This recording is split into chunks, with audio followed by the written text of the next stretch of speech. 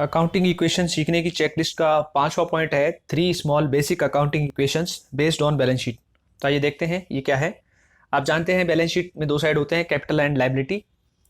Capital and liability side दो item आते हैं मेनली। एक तो होता है कैपिटल, जिसको हम इंटरनल लायबिलिटी बोलते हैं, क्योंकि बिजनेस को ये पैसा अपने ऑनर यानी इंटरनल पार्टी को चुकाना है। इसके अलावा जो भी पैसा चुकाना होता है उनको हम लायबिलिटीज़ बोलते हैं। एक्चुअल में ये एक्सटर्नल लायबिलिटीज़ होती है जो थर्ड पार्टीज़ को चुकानी है।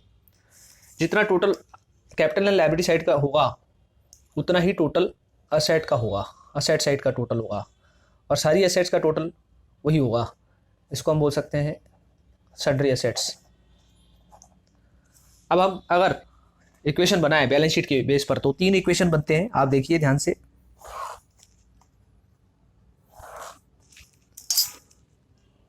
First equation, second equation, third equation.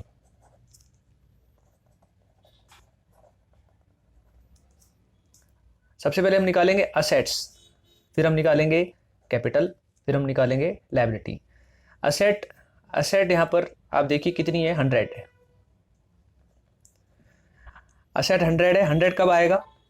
हमारे पास 3 फिगर है हमारे पास, 60, 40 और 100। असेट 100 है। अब 100 कैसे आएगा? दो अदर जो फिगर है उनको यूज करें तो 60 में से 40 माइनस करें, नहीं आएगा। 40 में से 60 माइनस करें, नहीं आएगा। तो फिर क्या करें? 60 में हम 40 प्लस कर दें तो असेट आएगा। 60 क्या है? कैपिटल, हम इसको सी से डिनोट कर रहे हैं और लायबिलिटी को एल से। तो पहला इक्वेशन हो गया A is equal to C plus L. दूसरा इक्वेशन है सी यानी कैपिटल 60 है।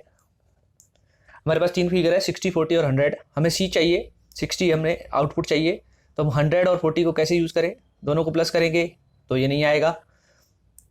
40 में से 100 माइनस करेंगे तो भी नहीं आएगा। तो हमें 100 में से 40 माइनस करना पड़ेगा। और 100 क्या है?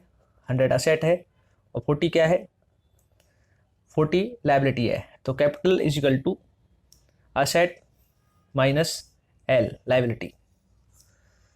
ये सी है, ध्यान रखें आप। एल लायबिलिटी कैसे निकलेगी? लायबिलिटी है कितनी की? 40 की है। अब 40 हमने यूज़ कर लिया, हमारे पास 2 फिगर बचे 60 और 100। अगर हम दोनों को ऐड करेंगे तो 40 नहीं आएगा। अगर हम 40 में इसमें 60 में से 100 माइनस करते हैं तो भी नहीं आएगा। तो हमें 100 में से 60 माइनस करना पड़ेगा। 100 माइनस 60। 100 क्या है? असेट है और 60 क्या है? कैपिटल है। तो ये बेसिक इक्वेशन 3 है। क्या इनको दूसरे तरीके से लिख सकते हैं? देखिए, असेट का जो फॉर्मूला है उसको हम A is equal to L plus C भी कर सकते हैं। ये भी सही है, ये भी सही है। एक और तरीका है, आउटपुट हम बाद में लिखें, ये ऐसे भी लिख सकते हैं, C plus L is equal to A. ऐसे भी लिख सकते हैं, एल प्लस सी। तो ये तीनों सही है। फर्स्ट इक्वेशन को हम 4 तरीके से लिख सकते हैं और चारों तरीके सही है। इधर आ जाइए, ये पहला फार्मूला सही है, C is equal to A minus L. क्या इसको हम ऐसे लिख सकते हैं, C is equal to L minus A? नहीं, ये नहीं लिख सकते हम, क्योंकि एल में से अगर हम ए माइनस करेंगे तो माइनस में आएगा आउटपुट, जबकि माइनस में आउटपुट नहीं आना चाहिए। तो ये तरीका सही नहीं है। तो क्या इसको ऐसे लिख सकते हैं, आउटपुट बाद में लिखें, ए माइनस एल? ये लिख सकते हैं हम, ऐसा लिख सकते हैं। तो क्या हम ऐसे लिख सकते हैं, C is equal to L minus A? ये नहीं लिख सकते। तो इसका मतलब हुआ सेकेंड इक्वेशन को सिर्फ 2 तरीके से लिखा जा सकता है।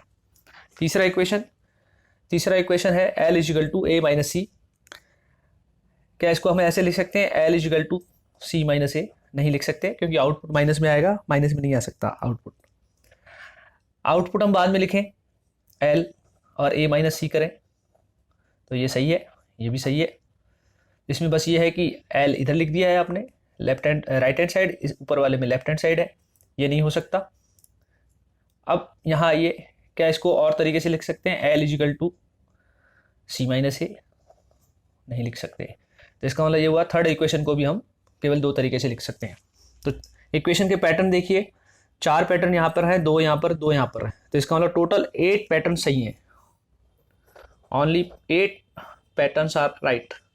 8 पैटर्न सही हैं। इन पैटर्न के अलावा कोई सा भी इक्वेशन किसी भी तरह से आप लिखेंगे तो वो गलत माना जाएगा। एक और चीज़ है, इसको मैंने स्मॉल इक्वेशन बोला है। स्मॉल इसीलिए बोला है क्योंकि अभी हमारे पास लायबिलिटी का ब्रेकअप नहीं है, टुकड़े नहीं है, और असेट का भी नहीं है।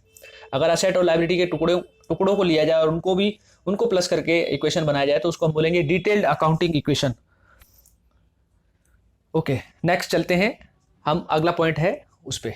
धन्यवाद।